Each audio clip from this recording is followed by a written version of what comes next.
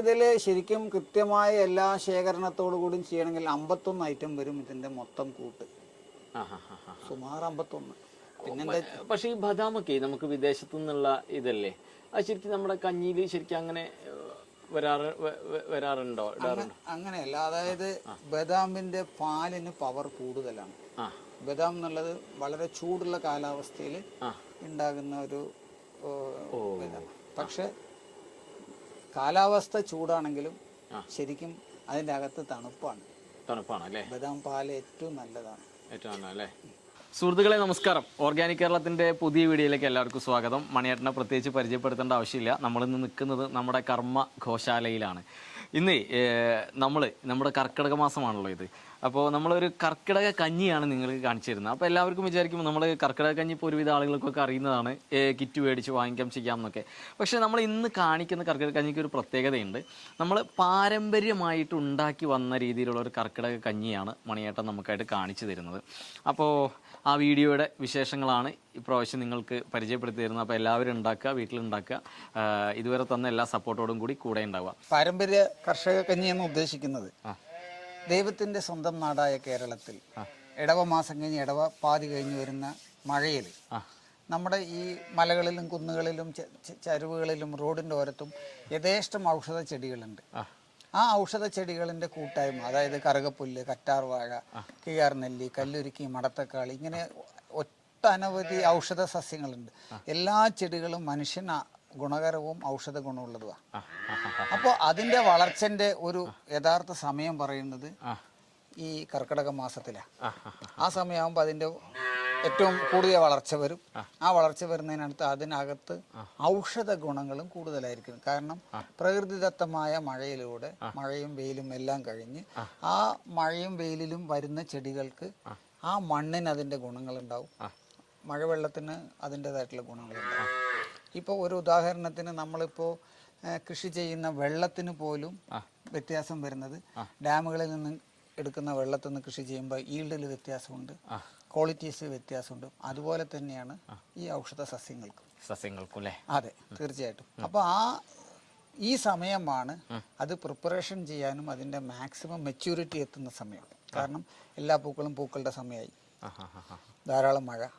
ഈ മഴ കഴിഞ്ഞാൽ കർക്കിടകത്തിന് മുമ്പുള്ള വെയിലിൽ ഇത് മുഴുവൻ അവച്ച് അതിൻ്റെ മാക്സിമം വളർച്ച എത്തിയിട്ടുണ്ട്. അതാണ് ഈ നമ്മളിപ്പോൾ ഉണ്ടാക്കാൻ പോകുന്ന കഞ്ഞിക്കൂട്ടിൻ്റെ പ്രത്യേകത. അതിലിപ്പോൾ ദശപുഷ്പം എന്നുണ്ട്. ആ ദശപുഷ്പത്തിൽ 10 കിട്ടണമെന്നില്ല. നമ്മളിപ്പോൾ നമുക്ക് അവൈലബിൾ ആയിട്ടുള്ള, അതായത് നമുക്ക് കിട്ടാവുന്ന സാധനങ്ങളൊക്കെ വെച്ചുകൊണ്ടാണ് നമ്മൾ ചെയ്യുന്നത്. നമുക്ക് നമ്മുടെ കഞ്ഞി ഒന്ന് ഉണ്ടാക്കി വെക്കാലോ? തീർച്ചയായിട്ടും. ഓക്കെ. അപ്പോൾ എന്തൊക്കെയാണ് നമ്മുടെ കർമ്മഗോശാലയിൽ നിർമ്മിക്കുന്ന കർക്കിടക കഞ്ഞിയിൽ ചേർക്കുന്നത്? എന്തൊക്കെയാണ് കർക്കിടക കഞ്ഞിയിൽ ഉപയോഗിക്കുന്നത്? ഒന്ന് നമ്മുടെ നവരയുടെ അരി, നവര അരിയാണ്. അത് കൂടാതെ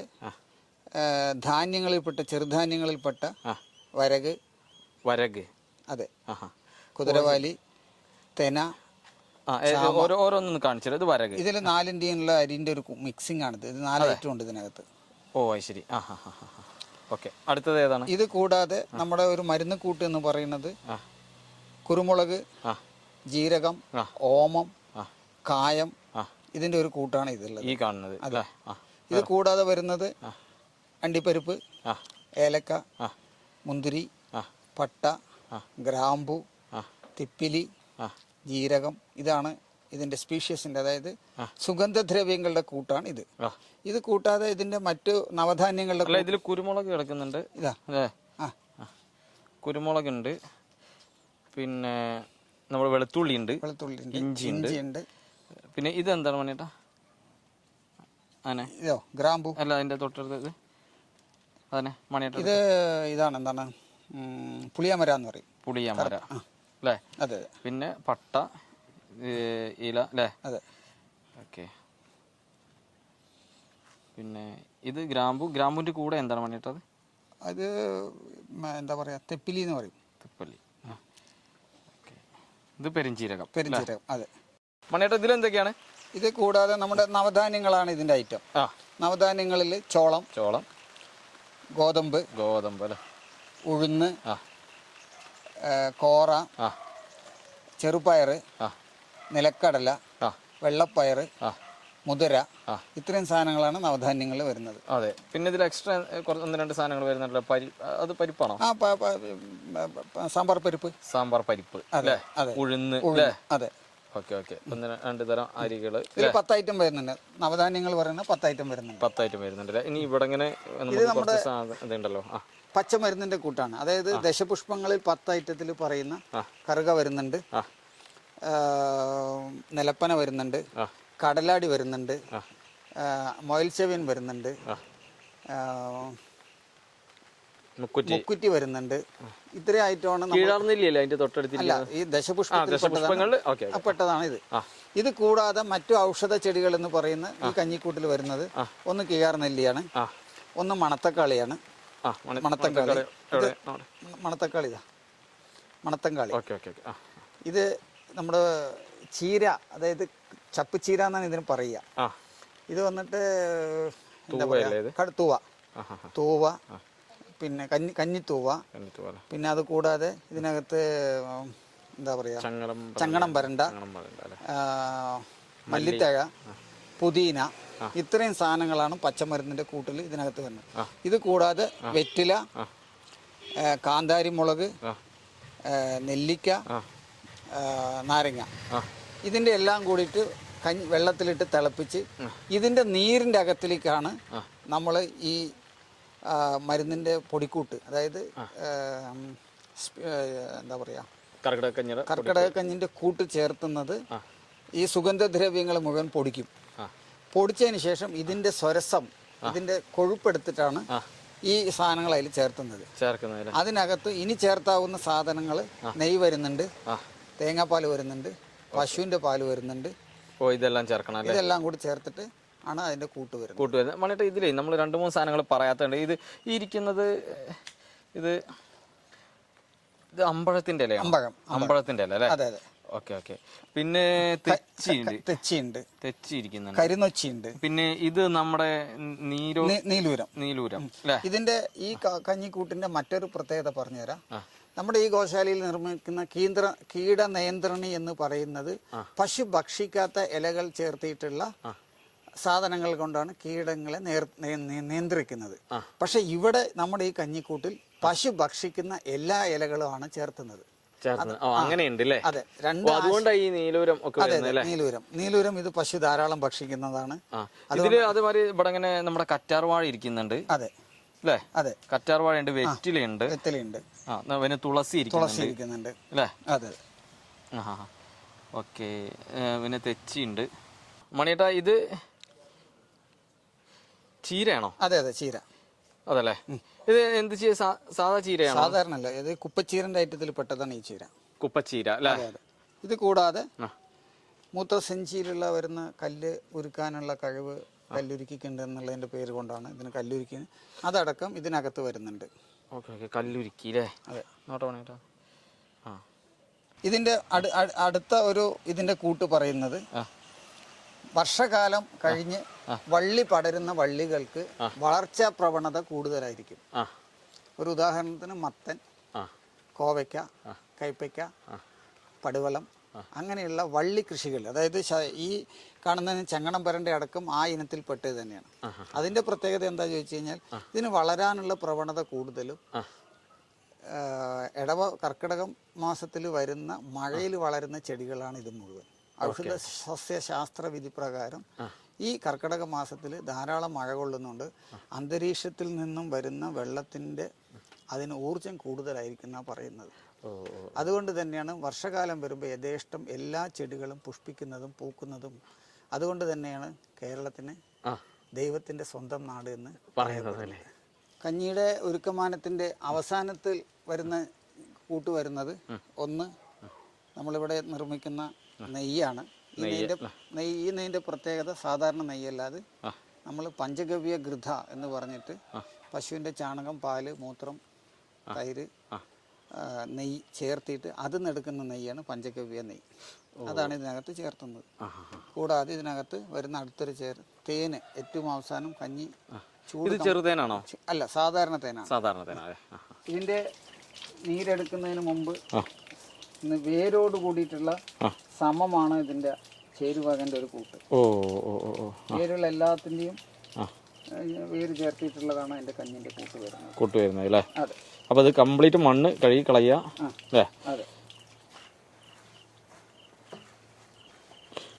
ഈ പറഞ്ഞിരിക്കുന്ന പച്ചിലക്കൂട്ടുകൾ മുഴുവൻ അരിഞ്ഞ് കിഴി കെട്ടിയതിന് ശേഷം കഞ്ഞിയിൽ നമ്മൾ അത് എല്ലാതും വേരുള്ളതും ഇലകളെല്ലാം എല്ലാം അതെ അതിനുശേഷം കിഴി കെട്ടുകയാണോ ചെയ്യുക? കിഴി കെട്ടണം. കിഴി കെട്ടിയതിന് ശേഷം വെള്ളത്തിൽ കുതിർത്തിയിട്ട് ഇതിൻ്റെ സ്വരസത്തിലാണ് നമ്മൾ കഞ്ഞി വെക്കുന്നത്. ഓ ശരി. ഇത് ശരിക്ക് മണിയേട്ടാ, നമ്മുടെ ഈ കർക്കിടകത്തിൽ ഈ കഞ്ഞി കുടിക്കുന്നതിൻ്റെ ഒരു ബെനിഫിറ്റ് ശരിക്കും എന്താണ് അതിൻ്റെ ഒരു ഇത്?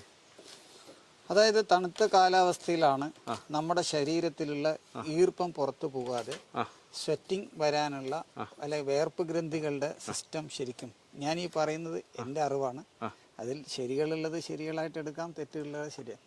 അപ്പോൾ ആ സമയത്ത് നമുക്ക് നീര് സംബന്ധമായിട്ടുള്ള അസുഖങ്ങൾ കൂടുതലാണ് ഈ തണുപ്പ് കാലത്ത്. അതെ. അപ്പോൾ അതെ, നമ്മുടെ ശരീരത്തിലുള്ള വാദം കെട്ടിയാകും.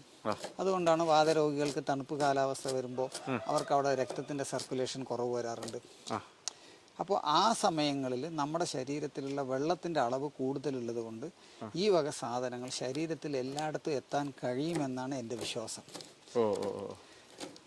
അതുകൊണ്ട് തന്നെയാണ് ഈ സമയത്ത് കർക്കിടകത്തിൽ ഉഴിച്ചിൽ ചെയ്യുന്നത്. അതെ, പണ്ട് കാലത്ത് കർക്കിടക മാസത്തിലാണ് ഈ കോഴി മരുന്ന് കഴിക്കുന്ന ഒരു സംവിധാനമുണ്ട്. കർക്കിടകത്തിലെ തണുപ്പിലും മകരത്തിലെ തണുപ്പിലും, മകരമാസത്തിലുള്ള മഞ്ഞിന്റെ തണുപ്പിലുമാണ് ഈ രണ്ട് മെഡിസിൻ. കോഴി ചൂടാണല്ലോ. അതെ അതെ, കോഴി ചൂടാണ്. ആ കോഴീന് അതിന് എഫക്റ്റ് കൂടുതലും കിട്ടും.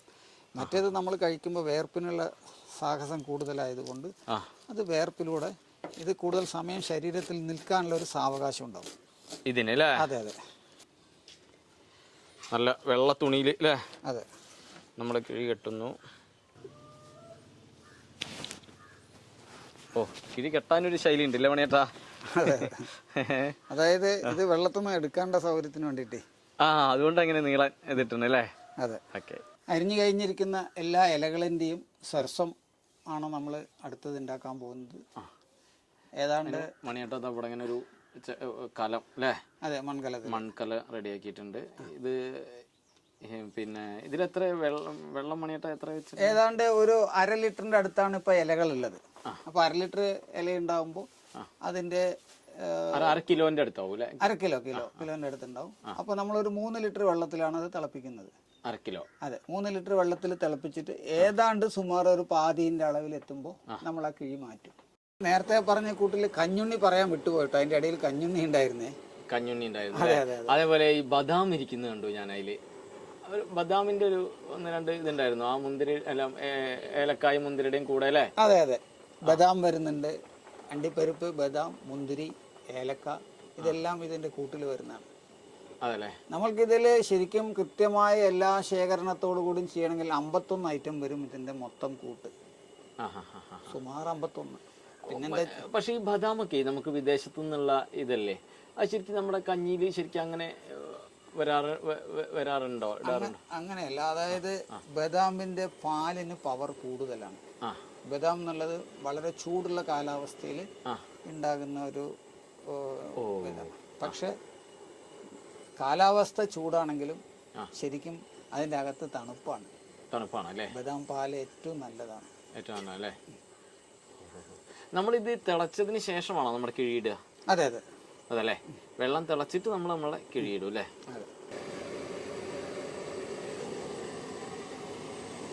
ഇനി നമ്മളെ കിഴി അതിലേക്ക് ഇടുകയാണ്. മഴേട്ടാ, ഇത് ഇനി കിഴി ഇട്ട് കഴിഞ്ഞാലേ അപ്പൊ നമ്മളുടെ ഇതിന്റെ എല്ലാത്തിന്റെയും രസം അതിലേക്ക് വരും. അപ്പോ ഇത് ഏകദേശം അത് കംപ്ലീറ്റ് ആയി വരാൻ ഇതിന്റെ പകുതിയോളം വെള്ളം ആവുകയാണല്ലോ ചെയ്യേണ്ടത് അല്ലെ? 3 ലിറ്ററിന്റെ 1.5 ലിറ്റർ ആവണം. ഏകദേശം എത്ര സമയം എടുക്കും? 1/2 മണിക്കൂറെങ്കിലും എടുക്കും അല്ലേ? ഓക്കെ. 1/2 മണിക്കൂർ കഴിഞ്ഞാലേ നമുക്ക് ഇനി ഇതിലേക്ക് അരി ഇടാൻ പറ്റുള്ളൂ അല്ലേ? ഇതിലേക്ക് നമ്മൾ 1/2 മണിക്കൂർ കഴിഞ്ഞാൽ ഇടുന്ന അരി ഏതാണ് അരി? എന്തരിയാണ്? അതായത് രക്തശാലി അരിയിലും ചെയ്യാം, നവരയിലും ചെയ്യാം. രക്തശാലിയിലും നവരയിലും ചെയ്യാം അല്ലേ? നമ്മൾ ഇന്ന് ഏതിലാ ചെയ്യുന്നത്? നമ്മൾ ഇന്ന് രക്തശാലിയിലാണ് ചെയ്യുന്നത്. ഇളക്കി കൊടുക്കുമ്പോൾ അത് കറക്റ്റ് ആയിട്ട് വെള്ളത്തിലോട്ട് വരും അല്ലേ മണിയേട്ടാ? അതെ. മണിയേട്ടാ, ഈ കഞ്ഞി കർക്കിടകത്തിൽ എത്ര ദിവസമാണ് ശരിക്ക് കുടിക്കേണ്ടത്? എങ്ങനെ അതിന്റെ ഒരു ഇതെന്താണ്? 15 ദിവസം. 15 ദിവസം കുടിച്ചാൽ മതി അല്ലേ? നമ്മുടെ ശരീരത്തിന് ആവശ്യമായ എല്ലാ ഘടകങ്ങളും അല്ലേ? അതെ. കഞ്ഞി കഴിക്കുന്ന സമയത്ത് കഞ്ഞി കഴിക്കുന്നതിന് മുമ്പ് വയറ് ശുദ്ധിയാക്കാൻ വയറിളക്കൽ അങ്ങനെ പല സംവിധാനങ്ങളൊക്കെ ചെയ്യാം. ഈ സമയത്ത് നമ്മൾ സാധാരണഗതിയിൽ ഇവിടെ ഉഴിച്ചിൽ നടത്താറുണ്ട്. അതെല്ലേ? അതെ, 10 ആൾ വരെ ഇവിടെ വന്ന് സ്ഥിരമായിട്ട് ഉഴിഞ്ഞു പോകാറുണ്ട്. 2 വർഷമായിട്ട് ഈ കോവിഡിൻ്റെ ബാധകമായിട്ടാണ് ഇല്ലാത്തത്. അതും ഇതേപോലെ തന്നെയാണ്. 10 ആൾക്ക് കാലത്ത് 6 പേർക്കും വൈകുന്നേരം 4 പേർക്കും. വയനാട് എന്നുള്ളൊരു രാജൻ വൈദ്യർ എന്ന് പറഞ്ഞ ആളാണ് ഇവിടെ ഉഴിയാൻ വരുന്നത്. അവരിവിടെ വന്ന് താമസിച്ചുകൊണ്ട് കാലത്തുള്ള ഉഴിച്ചിൽ രാവിലെ 5 മണിക്ക് തുടങ്ങിയാൽ രാത്രി 8 മണി വരെ ഉണ്ടാവും. 8 മണിക്ക് ശേഷം ഉഴിച്ചിൽ കഴിഞ്ഞതിന് ശേഷമാണ് ഈ ഔഷധക്കഞ്ഞിൻ്റെ നമ്മൾ സേവിക്കുന്നത്. അതെ, ആ ഔഷധക്കഞ്ഞി സേവിക്കുന്നതിന് മറ്റൊരു പ്രത്യേകത, ഇവിടെ ഉഴിച്ചിൽ നടത്തുന്ന എല്ലാ ആളുകളുടെ വീട്ടിലേക്കും ഈ ഔഷധക്കഞ്ഞി നമ്മൾ പാർസലായിട്ട് കൊടുത്തായിരിക്കും. ഈ 15 ദിവസം ഇവർക്ക് പുരുഷന്മാർക്കാണ് ഉഴിച്ചിൽ നടത്തുന്നത്. വീട്ടിലെ സ്ത്രീകളുണ്ടാവും, കുട്ടികളുണ്ടാവും, വയസ്സായിട്ടുള്ള അമ്മമാരുണ്ടാവും. അവർക്ക് ഈ കഞ്ഞിന്റെ കൂട്ട് നമ്മൾ ഒരു പാത്രത്തിൽ എത്ര ആള് കണക്കാക്കിയിട്ട് കൊടുക്കും. നമ്മൾ ഇവിടെ നിന്ന് വൈകുന്നേരത്ത് കൊടുത്തു വിടും. നമ്മൾ പച്ചിലക്കൂട്ടിന്റെ വേവ് ഏതാണ്ട് സുമാർ ഒരു 50% റെഡി ആയിട്ടുണ്ട്, ഏകദേശം. പിന്നെയുള്ള കൂട്ട് നമ്മൾ പൊടിക്കാവുന്ന പൊടിക്കൂട്ടുകളൊക്കെ സുഗന്ധദ്രവ്യത്തിന്റെ കൂട്ടുകളാണ്. അത് നമ്മൾ മിക്സിയിലാണ് പൊടിക്കുക. മറ്റേ ഇതെല്ലാം കൂടി ഒരുമിച്ചിട്ടാണോ നമ്മൾ ഈ 2 പ്ലേറ്റിലുള്ളത് ഒരുമിച്ചിട്ടാണോ പൊടിക്കുക? ഏതാ ഇപ്പൊ ഈ കാണുന്നതെല്ലാം? അതെ, എല്ലാം ധാന്യങ്ങളും എല്ലാം ഒരുമിച്ചിട്ട് തന്നെ പൊടിക്കുക. അതല്ലേ? എന്നാ പൊടിച്ചോളൂ. പൊടിച്ചിട്ട് നമ്മൾ ഇട്ടിരിക്കുന്ന പച്ചമരുന്നിന്റെ കിഴി ഏതാണ്ട് വേവ് പൂർണ്ണമായി. നമ്മൾ ഒഴിച്ചിരിക്കുന്ന വെള്ളത്തിന് പച്ച നിറം കളർ മാറിക്കഴിഞ്ഞു.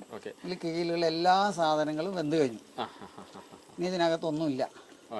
നേരത്തെ നമ്മുടെ ഈ പ്രോഗ്രാം തുടങ്ങുന്നതിന്റെ മുന്നോടി ഞാൻ നേരത്തെ പറഞ്ഞു, ഇൻഗ്രീഡിയൻസ് കാണിച്ചിട്ടില്ല. അതിൽ ഞാൻ നേരത്തെ പറഞ്ഞിരുന്നു, ഇതിനകത്ത് പശുവും പാലും തേങ്ങാപ്പാലുമാണ് ചേർത്തുന്ന പാലൈറ്റം.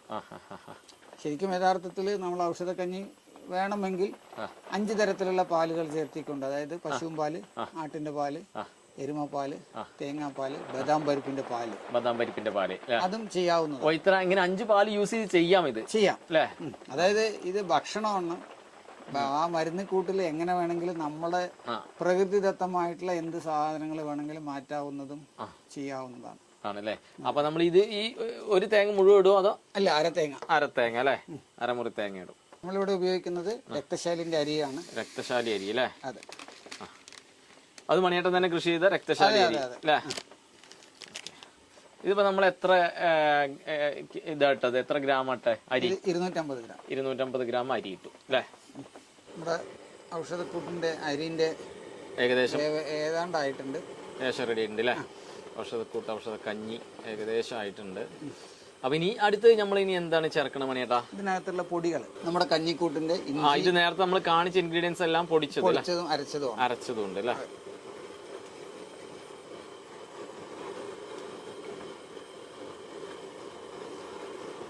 ഇനി ഇത് ധാന്യങ്ങൾ പൊടിച്ചത്? അതെ, ധാന്യങ്ങൾ പൊടിച്ചത് അല്ലേ?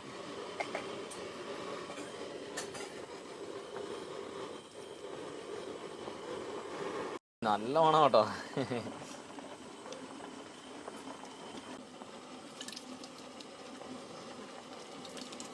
മണിയേട്ടാ ഇനി എന്തൊക്കെയാണ് അടുത്ത കൂട്ട്? ഇതിൽ വന്നിട്ട് നമ്മൾ നേരത്തെ കാണിച്ചിരിക്കുന്ന ചെറുധാന്യങ്ങൾ പറയുന്ന വരക്, കുതിരവാലി, ചാമ, ഇതെല്ലാം കൂടി ഇതിന്റെ എല്ലാം കൂടിയുള്ള അരിയാണിത്. മില്ലറ്റ്സ് ആണ് ഇതിന്റെ പറയുന്നത്. അതെ. പിന്നെന്താണ് നമ്മളാ കൂട്ട് പൊടിയുണ്ട് അല്ലേ? അതെ. ഇതില് പൊടിയിൽ വന്നിട്ട് ഞാൻ നേരത്തെ പറഞ്ഞ പോലെ ഇതിനകത്ത് കുരുമുളകുണ്ട്, ഉലുവയുണ്ട്, ജീരകമുണ്ട്, അയമോദകം, ഓമമുണ്ട്. ഔഷധക്കഞ്ഞിന്റെ കൂട്ട. അടുത്ത ചേർത്തുന്നത് നമ്മൾ പാലാണ്, പശുവിൻ പാല്, നാടൻ പശുവിന്റെ പാല് അല്ലേ? നമ്മൾ ഉമ്പളഞ്ചേരി പശുക്കളുടെ പാലാണ് നമ്മൾ ചേർത്തിട്ടുള്ളത്. ഇനി എന്താ പണിയേട്ടാ? നമ്മൾ തേങ്ങാപ്പാലാണ്. തേങ്ങാപ്പാല്. ഓക്കെ. അപ്പോൾ നമ്മൾ തേങ്ങാപ്പാൽ ഒഴിച്ചു, 2 പാലുകൾ ഒഴിച്ചു അല്ലേ? മണിയേട്ടൻ പറയുന്നത് വേണമെങ്കിൽ 5 പാലുകൾ വരെ യൂസ് ചെയ്ത് ഉണ്ടാക്കാം അല്ലേ? അതെ. നമ്മുടെ മഴ കാരണം നമ്മുടെ ലൈറ്റും ഒക്കെ വലിയ പ്രശ്നമാണ്. നമ്മളിത് പുറത്ത് വെച്ചുണ്ടാക്കാന്ന് വിചാരിച്ചത്, നടന്നില്ല. അണ്ടിപ്പരിപ്പ് മുന്തിരി അല്ലേ? അതെ. അപ്പോൾ അടുത്ത് നമ്മളെ നെയ്യാണ് അല്ലേ? അതെ, ഇത് യഥാർത്ഥത്തിൽ പഞ്ചഗവ്യ നെയ്യാണ് ഇതിന് ഏറ്റവും ബെസ്റ്റ്. പക്ഷെ ഇപ്പൊ നമ്മൾ യൂസ് ചെയ്ത് പഞ്ചഗവ്യ നെയ്യാണ് അല്ലേ? പക്ഷെ അതെല്ലാവർക്കും കിട്ടിക്കൊള്ളണമെന്നില്ല അല്ലേ? അപ്പൊ നമ്മളെ സാധാ നല്ല നെയ്യ് ഉപയോഗിക്കുക അല്ലേ? അതെ.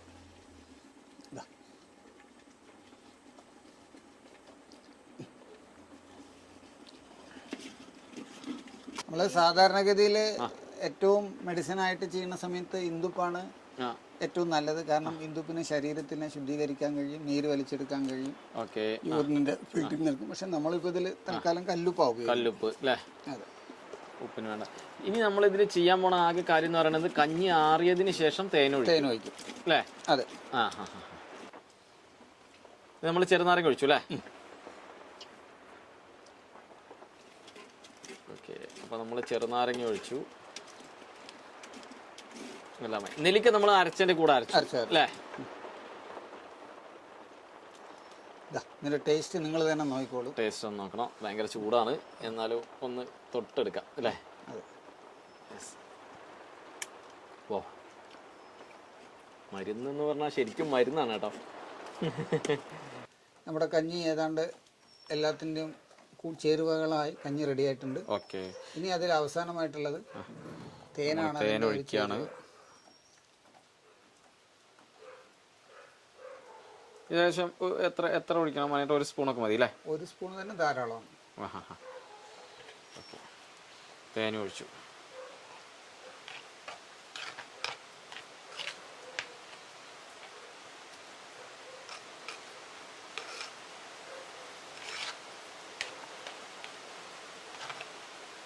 ഓക്കെ,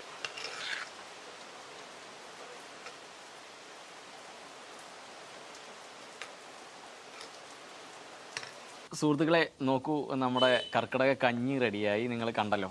ഇത് ഞാൻ ടേസ്റ്റ് ചെയ്ത് നോക്കിട്ടോ, ഭയങ്കര രസമാണിത്. എന്തൊരു ടേസ്റ്റാണ്, എന്തൊരു സ്വാദാണെന്നറിയോ.